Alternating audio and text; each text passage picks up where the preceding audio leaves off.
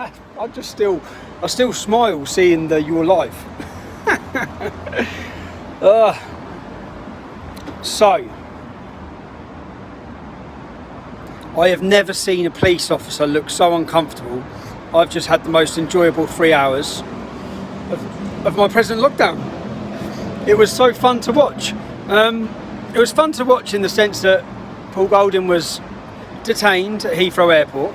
Check this, detained, held for 6 hours, interviewed for 3 hours. Now, the legislation they used to detain him was that Article 7, under legislation 7, says that you are prepared in the instigation of terrorists, of being a terrorist, yeah? You're preparing in the acts of terrorism. Then they read his interview, and they went through his interview and the questions they asked him. They didn't ask him one question about anything to do with criminality, anything to do with terrorism. Every question they asked him was about his politics. Every question. So they asked him, it was all about the political party he'd met in Russia, political party, elected officials. They've got 40 MPs, second largest party in. He'd spoke at Russian Parliament, so he's gone out to. They've given no justification as to why he's been held under Terrorism Act. And every question, they didn't mention anything to do with terrorism. And then when they got the officer up on the dock, and he was asked, okay, so why'd you choose Paul? How come you chose Paul to pull him? He said that he was told to. Okay, he was told, who by? My superior. So your superior told him. Was there any intelligence that Paul Golding was in any way involved or linked to anything to do with terrorism? No. So he confirmed on oath, no. When you went to get Paul Golding from the plane, did you have any belief that he was involved in the preparation of acts of terrorism? No. He stood there and he was forced, he tried to worm around it, but then the barrister defending Paul continued pushing to get them to answer. And in the end it's like, nope, we had no belief, we have no suspicion. We basically know that he had nothing to do with terrorism, but we don't give a shit. We detained him anyway. And we wanted his computers. And that's basically what's happened. And then the police officer gave a statement at the time. Yeah, both police officers who arrested him give a statement at the time. Today, the officer decided to say that they said, what was Paul Golding like when you went up to him? Angry, aggressive, agitated. Really? That's not in your statement. No, you didn't say that at the time. So we've gone through his statement. Nothing at the time. Paul was very calm. When you listen to his interview, he was very calm, very reasonable the whole time.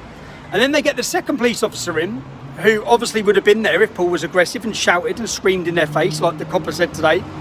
And they asked him, was you present with the other police officer the whole entire time? Yes. There was no time that other police officer was on his own with Paul Golding. No. How was Paul with you? Respectful, calm, polite. Okay, that's enough questions then, because what it just means is that the first officer's just a lying arsehole who's just stood on the dock under oath and lied to try and paint Paul in a negative image.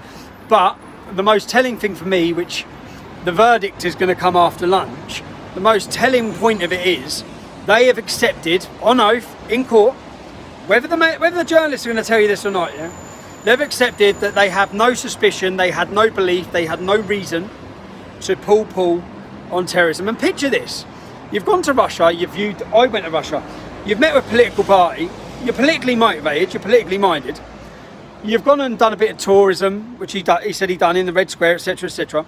And then you land at Heathrow Airport, you're grabbed off the plane, 3 of you, you're questioned under Terrorism Act, they hold you for 6 hours, they interview you for 3 hours, then they transport you to another police station where they let you stay, and then the next morning they interview you again for fucking nothing.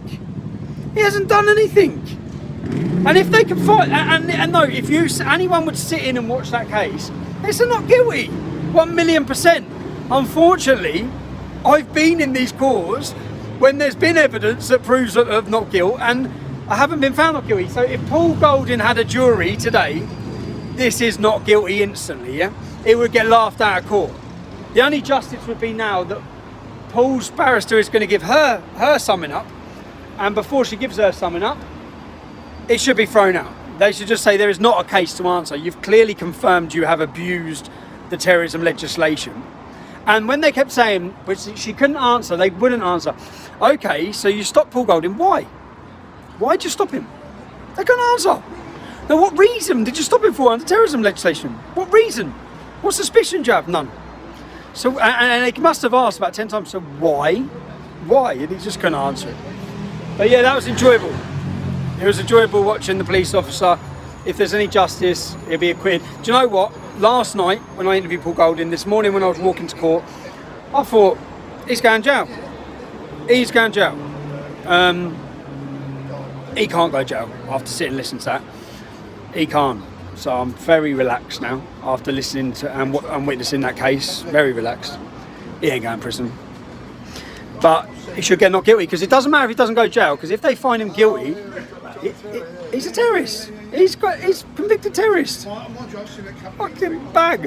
What's going on? It's great to be live streaming again, Caroline. It's great to be live streaming. I'm starving, so that's all I do is eat. I'm going to run to Tesco's, and we'll see you soon. We say, and I ask you to say with us, lift up your voices in this great meeting in the heart of England. Send to all the world